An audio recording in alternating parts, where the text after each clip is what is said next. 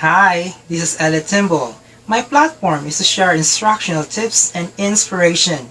Welcome for another round of Power Up Your Instruction. For those who are new in this channel, please hit subscribe.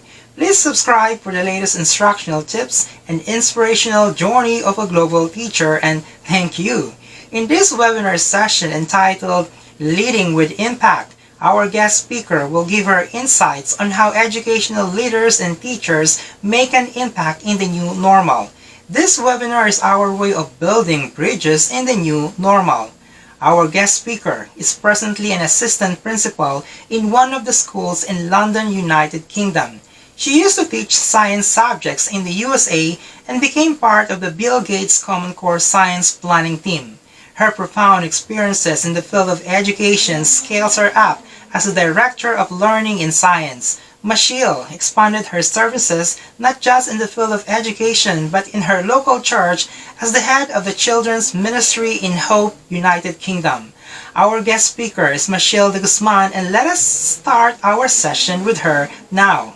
So, my topic today is about leading with impact. And as you can see on the slide, you will see a person trying to move one gear.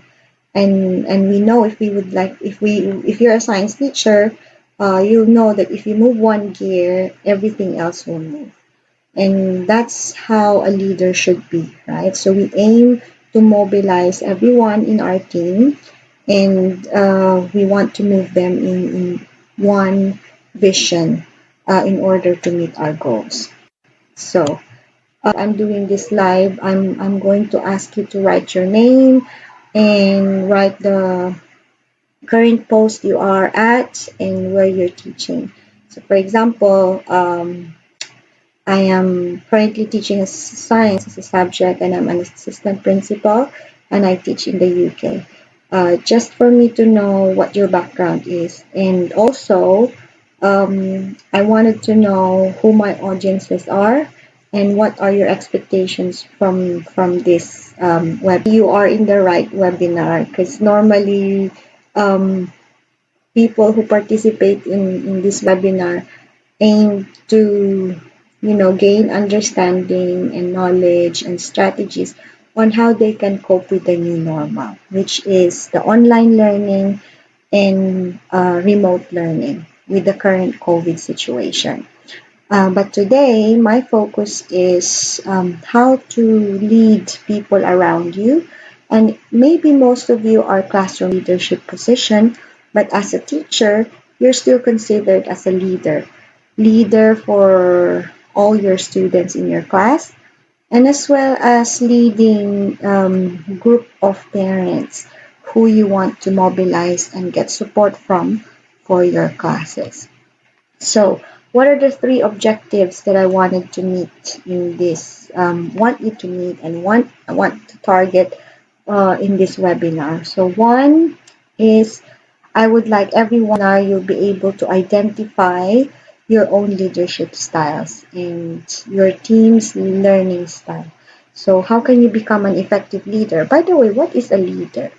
Leader is not just a leadership post when you become a leader. No, that's not what it is. But a leader is someone who influences another person. So if you are influencing other people around you, then you are a leader. So as a teacher, we are all leaders in our class. You have to know what your leadership styles and you have to know what your learner style so that you are able to adapt and be flexible with your strategies. It's same thing like you are, for example, if you're a coach in basketball and yet the people around you are skaters or volleyball players and you want them to be trained in basketball. So, which is a difficult thing, right? So, you have to know your learners, up your leadership style in order to mobilize them and become more effective. Reflect on the efficacy of your leadership based on the context where you are currently. So, as a classroom teacher or as a head of a department, as a principal, you will try to reflect in this webinar how effective you are as a leader. And at the end, I want everyone, hopefully, to give me an example on how they can build. So, what is a good leadership? Now, um, with your current situation at the moment, or based from your experience, you look up to someone at some point in your life. And I know that person could be a leader, and you've been inspired by that person. Who could that be? So think.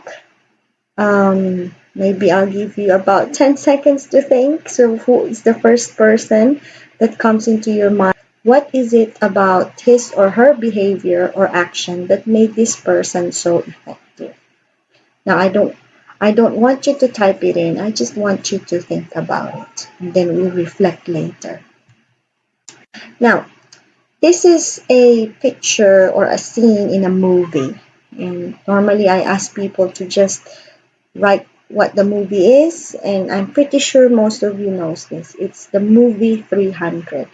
Now, what's the relationship of this thing? So if you know the movie, you know that this is a group of Leonidas, and Gerald Butler right here is the leader. Okay, and during this scene, they met another group, and that group has more soldiers in it, and they have better equipment, we might say, more sophisticated weapons. And the other group was actually trying to convince Gerald Butler. They can see that they don't have the right enough equipment, and enough people to fight the enemy. And Gerald Butler asked each member, not each, but a few members of the tribe, what their profession is. And every time he asked that question, each person says a different profession. Like, I'm a gardener, I'm carpenter, something like that. I'm an engineer. And then when Gerald group, what's your profession? You know what they all said in unison? Ahu, ahu. I don't know what that means, but what it signifies is that, comparing from the other group who has different who came into the group with different background, they still bear it with themselves. But for Gerald Butler's group, um, he as a leader, he was able, despite the of this young man, he was able to unite them with one vision, and that is to fight the enemy, and to become victorious and to win the battle. So that is, for me, as a leader, you have to mobilize your team into one direction. Right. So, I mean, one direction in a sense that, using their diversity of background and gifting, you are able to use them in order to meet a vision. There are 6 leadership styles. So one is what we call coercive leader. And what is this coercive leader? Now, as we talk about these 6 leadership styles, I want you to reflect on what kind of leader you are based on these styles. Okay. So coercive leader is someone who demands immediate compliance, and this is a person who would say do, and it is good in a crisis, and uh, wants to solve a problem immediately. But being coercive as a leader is negative in its overall impact. Okay? Authoritative. Now you might say, but authoritative is the same as coercive. Not quite, because when you're authoritative, you actually mobilize people towards a vision. Okay? And you would tell your to come with you. Okay? And you try to build their confidence and empathy. Okay? This is very good when there is, changes required in for a new vision to be accomplished. Like, for example, right now that we have this COVID-19, right?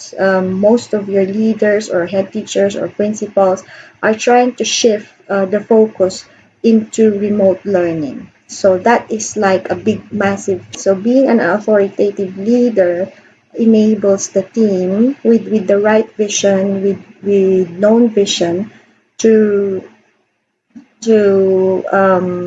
direct them in fulfilling that vision. Okay, and this is mostly positive. Why positive? You're authoritative but positive because you are asking your team to come with you with the right vision. Okay, the next one is being affiliative. So this one, just like me, relationship first. I'm really sorry about the background. It's a movie and it's really loud. Um, so my husband is using the surround system at the moment. All right, so affiliative creates harmony and emotional bonds with your team. So you are a people first leader, okay?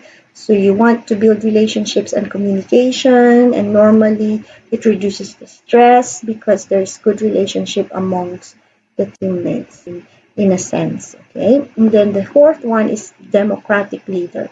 So who is a democratic leader? So a democratic leader would ask his team, what do you think? Okay, so this leader wants to collaborate with the team, listens to the team, and he uses the idea of his teammates in order to make valuable decisions. Okay, and because your your team actually feels their belongingness. Okay, the fifth one is pace setting. This is a leader that sets high standard, okay, but it says do as I do now, like now, right? So this one is like a quick result leader, okay. This is really good for highly motivated um, team now as well. They're so excited. Like for example, when you're new in your job, you're so excited to do things, and being a pace setting leader, they will be able to use your excitement into a high performing output. But normally this is negative because what happens is it's so quick that you just wanted them to meet. This is more task focused leader rather than people. One is something that I really like, and then this is what I use a lot, which is coaching. So develops people for the future, and you're developing others. Although coaching takes a lot of time because you allow your team to reflect on their weaknesses and strengths. So if they have a strength, they are able to share it with other people. If they are weak with something, you try to pair them up and partner them with someone with the strength, okay? And then until they develop that skill. And of course, this is mostly positive. Now think back to the leader you identified as being effective earlier. Okay, what leadership styles does that person have, and why is this so effective? According to research, leaders who have mastered four or more, especially the authoritative, democratic, affiliative, and coaching styles, if you're flexible and switch from one leadership to another, then you are creating the best climate and high performance of your team. You don't have to stick to one leadership, right? So it's the same with someone who plays golf, right? If you are a person who plays golf or you know golf, they do have different club, right? And each club has a purpose, right?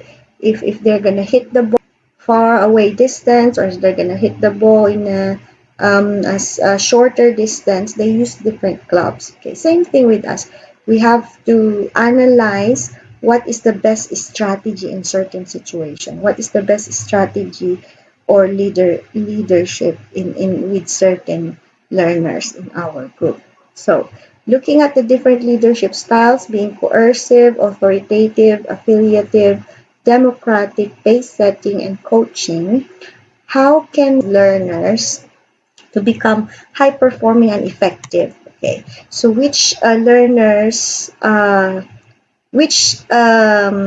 leadership style is best for this learner? So the first one is an activist learner. Okay, so normally I'd ask my audience to write down the answer in the chat box. So maybe Sir Ellie can facilitate that.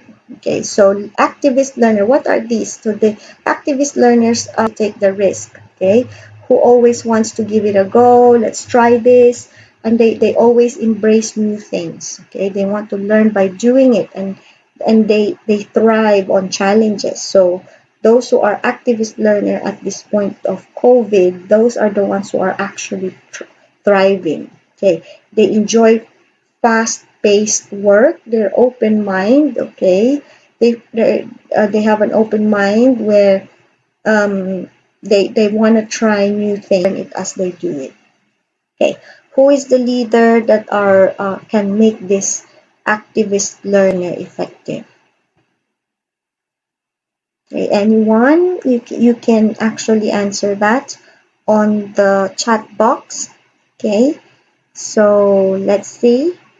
So for me, in order to make an effective learner and a high performing learner, you need either a coercive, authoritative, or why? Because they want to do quick jobs. Okay, so coercive, authoritative would be the best because they know their vision.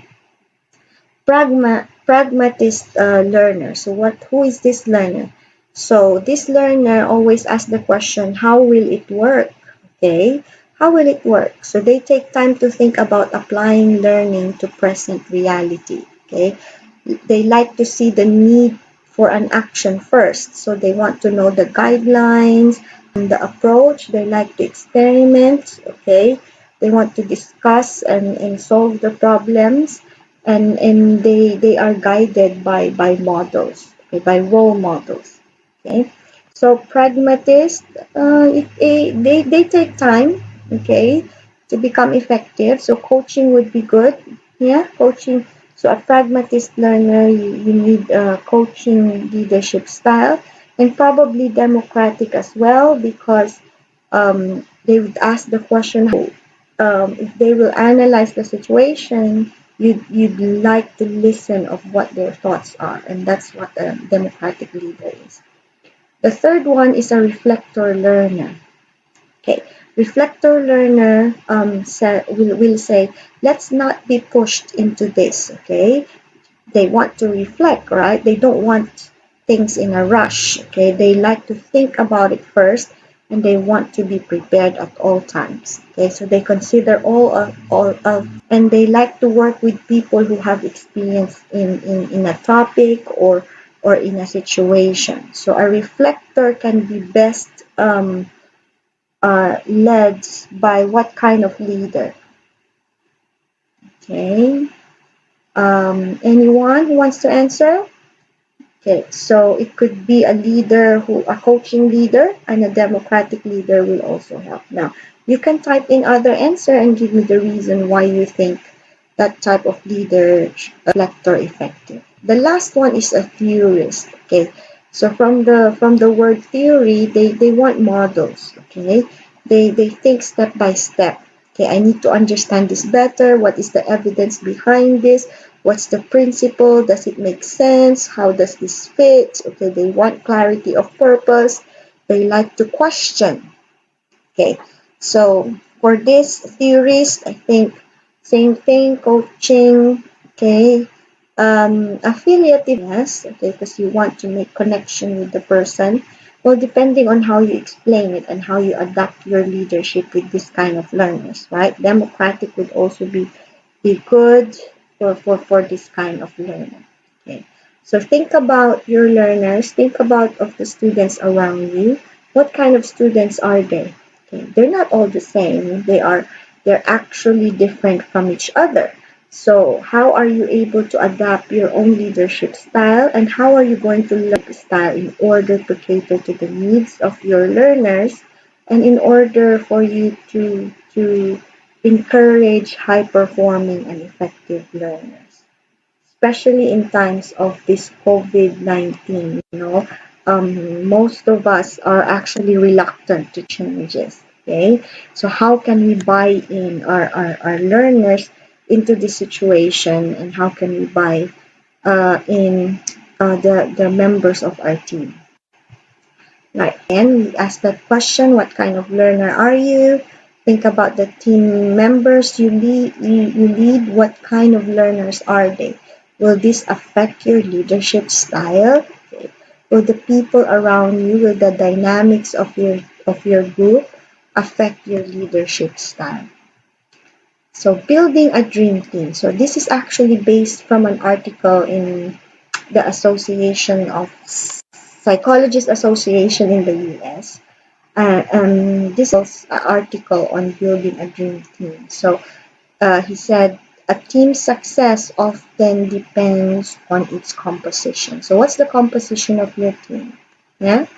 Um, Bell suggests that using ABC of teamwork. So one is attitude, second is behavior, and cognitive state. So what does team cognition means? Okay, I'll read my definition for team cognition. So team cognition, think together. Yeah, it's when you allow intuitively how their teammates will think and act.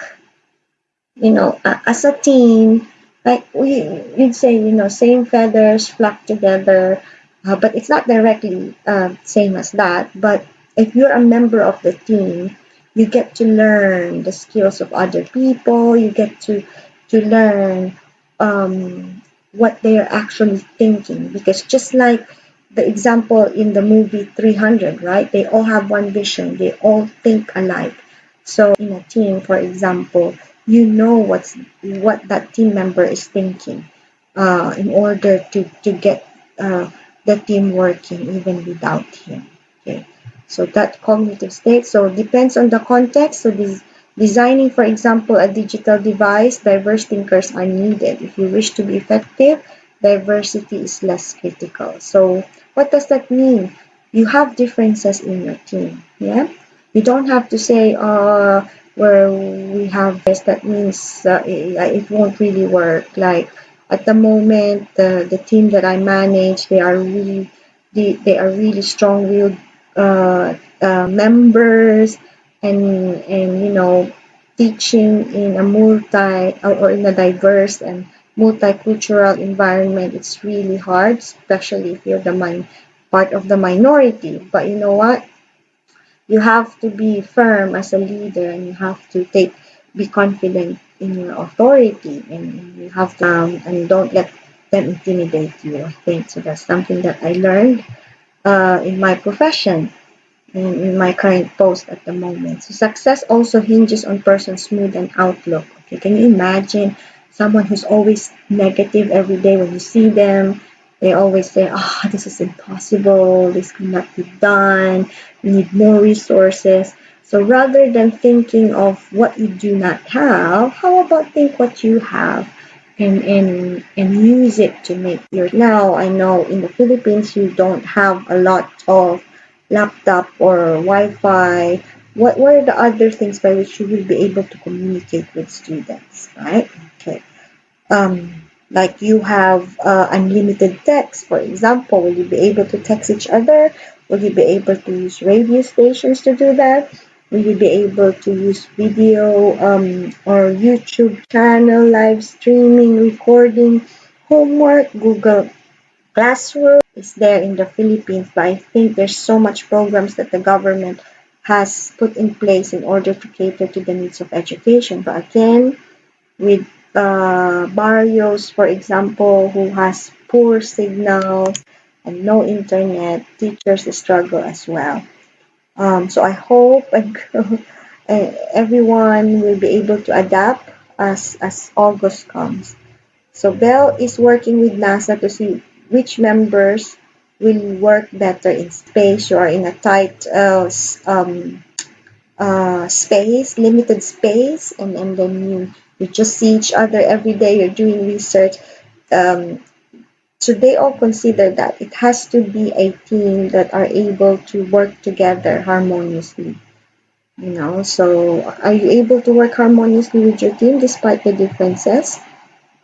Task work versus teamwork. So task work is the work that teams do must do to complete a mission. More on uh, feelings, thoughts, behavior of your team member in order to work effectively. That's like 300, right? So which one are you promoting? Are you a leader that is more focused on the task, or are you the leader that is focused on the team itself? Okay. How well the people together in your team work maybe is maybe more important than on the task. Okay, so build your team first, like an affiliative leader, right? You have to build your team. They have to have that relationship and good communication in order for you to become effective, and then you work towards the task. Okay, so research says CPD's continuing professional development was seen as going on a course, just like now you're going on a course, but in reality, you learned in variety of ways. So high value and from each other. You actually learn a lot with your team. It's an informal way of continuing professional development, but that's actually how you work, right? How you learn as a teacher is through your experiences. Like I've been teaching for 20 years now. So I started in 2000 in the Philippines for 8 years. Then I moved to the US in 2008. And then I moved to the UK in 2014. And until now, I'm still teaching, this. But the best way I've learned really is to be immersed with the school setting, and I learn from my colleague, I learn from my leaders and from my boss, and that's how the way I move forward. Okay, maybe there's so many free webinars at the moment, but what really best fit you?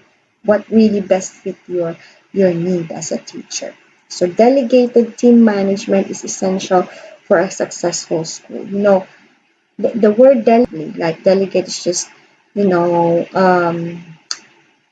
giving someone a job that you don't want to do, but that's not supposed to be. You have to make sure you delegate a job to someone who is able to do it, who is skilled to do it, rather than just delegating a work so that it will be done. So with that, you are a task work focus rather than a teamwork focus. Now, how does mindset impact leadership? So I growth mindset before, and this is a big thing in the school where I'm at the moment, and we teach our teachers and our students to do growth mindset. So growth mindset, they believe that their talents and skill can be developed through hard work, strategies, and input from others. That's why they embrace challenges, see effort and hard work as a way to achieve and learn from criticism. Yeah? Making mistake is part of learning. That's why person would say the harder you work at something, the better you will be at the better you will be at it.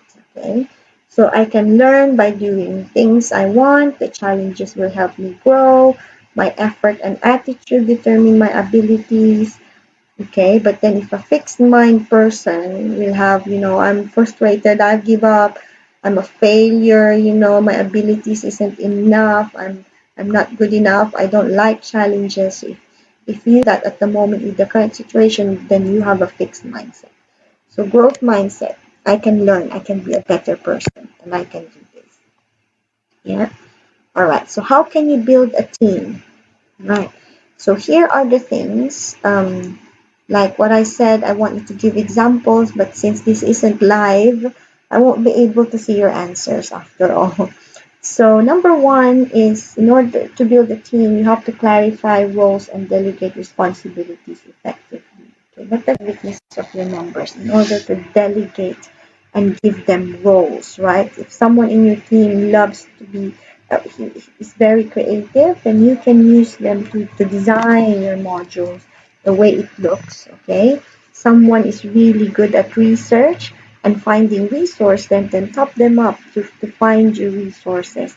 Someone is very good at organizing in your team, so they could put together everyone's resources into one big resource. Okay, as teachers, you have to share good practices. Actually, one of the things I do in my meetings with my different department, I line manage French, science, because that's my major, my specialization. I'm sorry. I line manage computer science, and I also line manage the pastoral team. So different kinds, but each team has specific needs and personal development that they can be helpful to share good practices in our meetings. So what practice or strategy you've used today in your classroom that worked well, then they share it, they give us sample lessons, and we learn from each other, and then we share. As a teacher, sometimes you have to learn to steal things. Okay, stealing is bad, but that's the term we use at times. When you get someone's resources and use it and adapt it to your classroom. So, and confidence between team members. How do you do that? When you say something, you have to do it. Even with your students, right? When you promise something, you have to do it. Okay, and that affects the behavior of the students as well. If you don't do what you've told them that you must do. Okay, confidence. You have to give rewards. You have to praise your team constantly. Okay, if they've done something really good, top it up. You usually they will build their confidence. Establish high expectations. Even if you are a democratic leader, affiliative leader, you still have to set high expectations. This is our goal.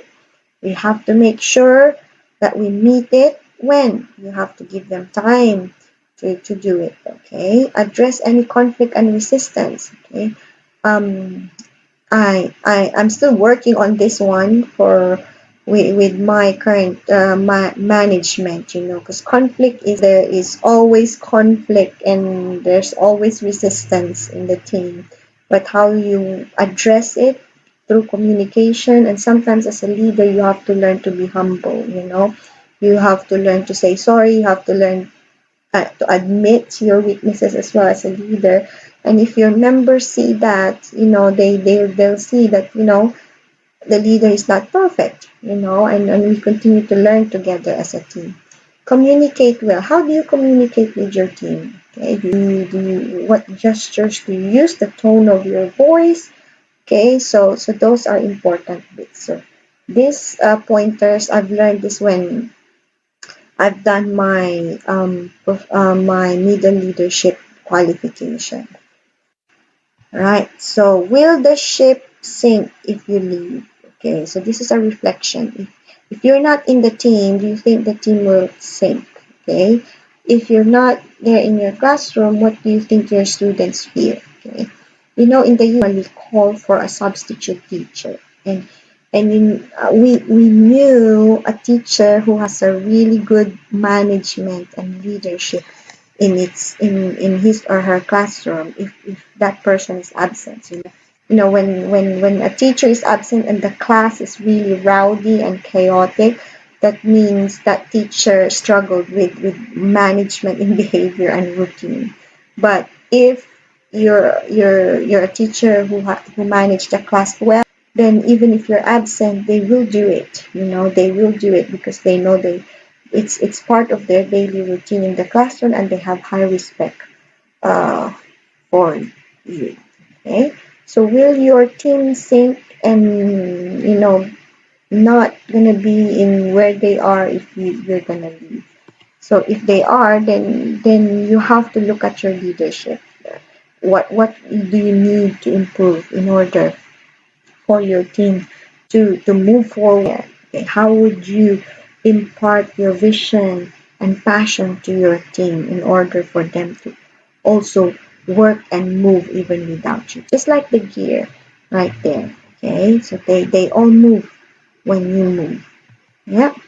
So have we met our objectives for tonight? So were you able to identify your own leadership style and the learning style of your team? Were you able to reflect the effectiveness of your leadership based on your context? So how effective? If it's not that effective, then how can you make it better? How can you develop into a better leader? And using these, building a team, will you be able to give an example of how you can build a team with high performing? Really specific from this short webinar, because it's not live. I aim to be very interactive with this webinar, but I'm be there live. I hope you've learned something, and I wish everybody success in the future, and when you're planning for the opening of schools. So here in the UK, we're just about to end our summer term, and we're about to go to our summer break, 6 week summer break, and then we'll be back again in September for school opening. Thank you so much, everyone. If you have questions, maybe you can type it down, and Sir Ellie will be able to help us answer those questions. Have a good night, everyone. Bye.